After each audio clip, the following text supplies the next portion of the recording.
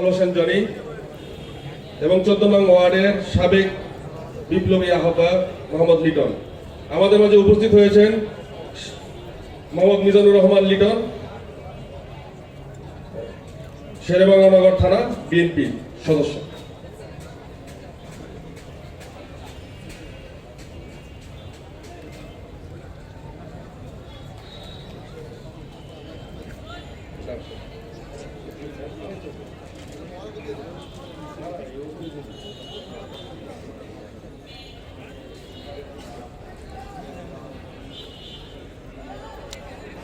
এখন আপনাদের সামনে বক্তব্য নিয়ে আসবেন শেরেবাংলা নগর থানার সদ্য সাবেক বিপ্লবী সভাপতি জনাব আতিকুল ইসলাম অপু।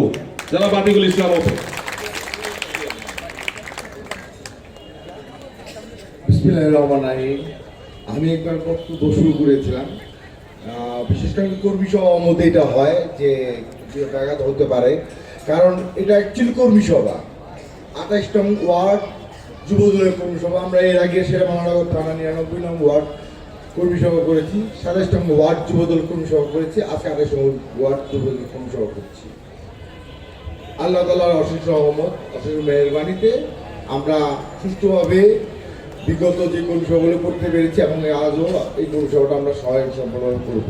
আপনাদের কর্মীদের নিয়ে আমরা আগে যেভাবে আন্দোলন করেছিলাম, আজও আমরা আপনাদের নিয়ে কর্মী সভা করতে পারছি এবং সেটা আমরা আজকে দীর্ঘ 17 বছর পর ব্যাপকভাবে ব্যাপক আকারে করতে পারছি।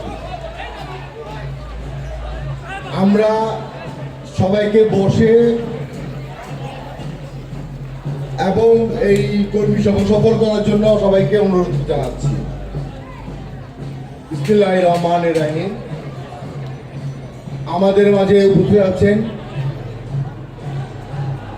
আজকের কর্মী সভার প্রধান অতিথি রুহুল কুদ্দুস, 28 ওয়ার্ডের আহ্বায়ক সভাপতি ধন্যবাদ। আজকে কর্মী সভা প্রধান অতিথি শরীফুদ্দিন জুয়েল ভাই, রাজপথের সংগ্রামী সহযোদ্ধা আমাদের এবং আমার বড় ভাই।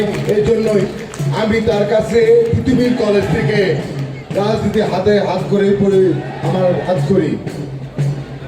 আমি আরো জানতে চাই প্রধান বক্তা তাসলিম হাসান মাসুম ভাইকে,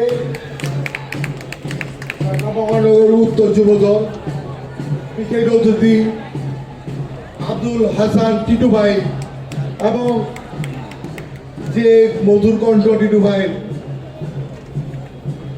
বলার ভাষা নেই, এবং তার যে পরিশ্রম, আমাদের মহানগর সবাই পরিশ্রমী নেতা, কিন্তু টিটু ভাইয়ের যে মানে সাহসিকতা, মাতৃবাদী সাহসিকতা আমরা দেখেছি জুয়েল ভাইয়ের নেতৃত্বে, সেটা না বলার ভাষা নেই। আমরা যখন 28 তারিখে খুনি হাসিনার এই পল্টনের সে যেভাবে আমাদের উপর বোল্ডোজার চালাইছে, এরপরে যখন আমরা আন্দোলন আবার নতুন করে ঝাঁপিয়ে পড়ি, সেই আন্দোলন কিন্তু রূপরেখা ছিল এই ফ্যাসিবাদী আওয়ামী লীগ গভর্নমেন্টকে চিরতরে প্রতিহত করার। এবং আমাদের মহানগর উত্তর সদস্য সচিব ছাত্রদল মিরাজ ভাই যখন গেলে আগাম করতে একটু পরে